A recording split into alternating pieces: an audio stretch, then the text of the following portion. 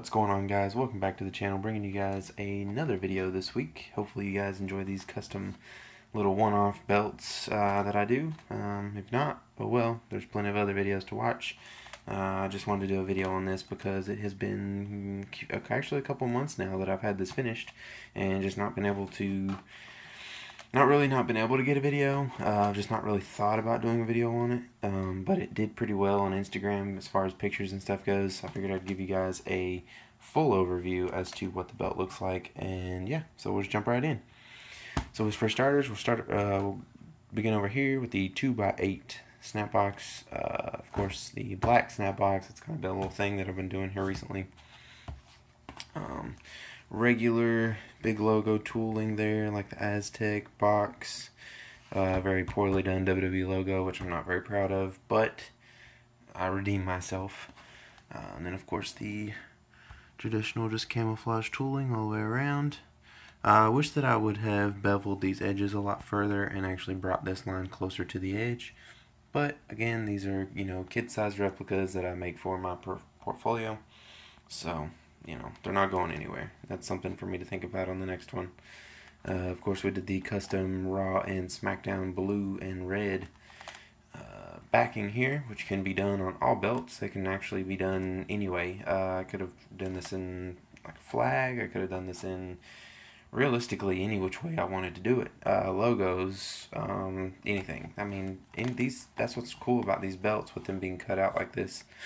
Is because you can actually do a different pattern on each little piece, or you can do different colors on each piece, or you can do like a sticker back. That way there will be something behind the W standing out. So yeah, there's tons of options. Of course, we keep going down. This belt is covered in fingerprints. I do apologize. I was not thinking about that before I started recording. Then of course we go back over here to the female snaps, which is a 2x5 snap box, a much longer Aztec border design over here, and a much better done, hand done WWE network logo. That was all hand tooled. There was no stamp involved. Kind of get a close look in there, a little shader. Wish that I would have went a lot deeper for the shader, but again, it's stuff to keep in mind on the next one. Got the gold tip. Flip this bad boy over real quick. And then of course you got this, which is the female snaps, which of course have to stick through. Move on down to the bolts, which cleaned up really nice once the glue dried. I really love how pronounced these bolts look. And with this being a kid's belt, all the bolts are really tight and close together. It just gives it like a really nice, clean look. So there's a couple of pieces around the edge that I want to kind of go through and touch up, but that'll be later on. Again, this belt doesn't go anywhere, so I'm not too worried about it. But once I use the edge coat, which is a glue to attach the back to the strap around the edges, I went back over everything and ended up painting everything white all the way to the backing. So I got over just a little bit, which is no big deal. Nothing a little touch up won't fix. And of course you have the male snaps over here, which again looks incredible. These belts just keep getting better and better as I do them. So I'm getting excited and a little bit more adventurous as far as what belts I will do. I can't really do a flexibility test on this belt because the plates are so small and so close together that there's no flexibility in the strap. They're too close. But this is pretty much what it would be like if the plates were far enough apart to really do anything. But again, this is just a belt for myself, mainly just to display. So yeah. But the belt itself folds up on itself really nicely. Again, the plates are really close together.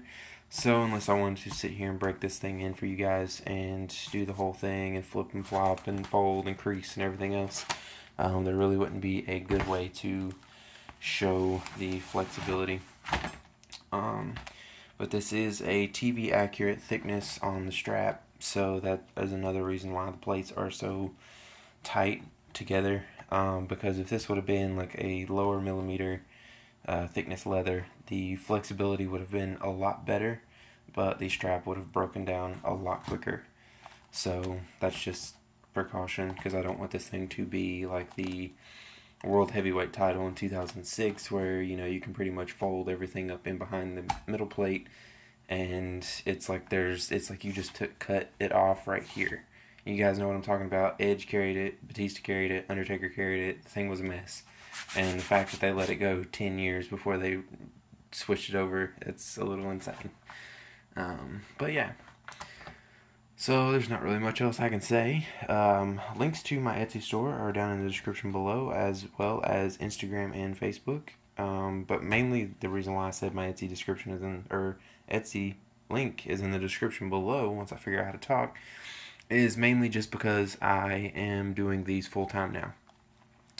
Belts were a part-time deal, as like, sort of as they were coming around kind of thing, but I am now doing them full-time and am working on even doing restoning jobs. I'm doing one at the moment on a Attitude Era Big Eagle. I'll have pictures and probably do a video on it as well. And eventually I will be restoning these, so I will do both restoning and releathering. So just keep that in mind. But I want to do mine first. I have a adult size big logo. So once I get that one drilled and get all the nice cubic zirconia set, I'll figure out a price as to how much the stones cost and what kind of time frame we're looking at as far as start to finish. And then of course the whole job itself, which of course both jobs will be considered by themselves because technically there would be two different jobs. But yeah, once I get everything figured out, that's when I'll start doing prices on those. I've taken on a couple of just kind of odd jobs here and there for people, but I usually just kind of add on to whatever the releathering price is. So I'll continue to do that now. But yeah, pretty much just go to the link in my description, Etsy page, and just follow it to the listing, which is the WWE or Championship releathering. So yeah, that'll be it. So until next time, guys,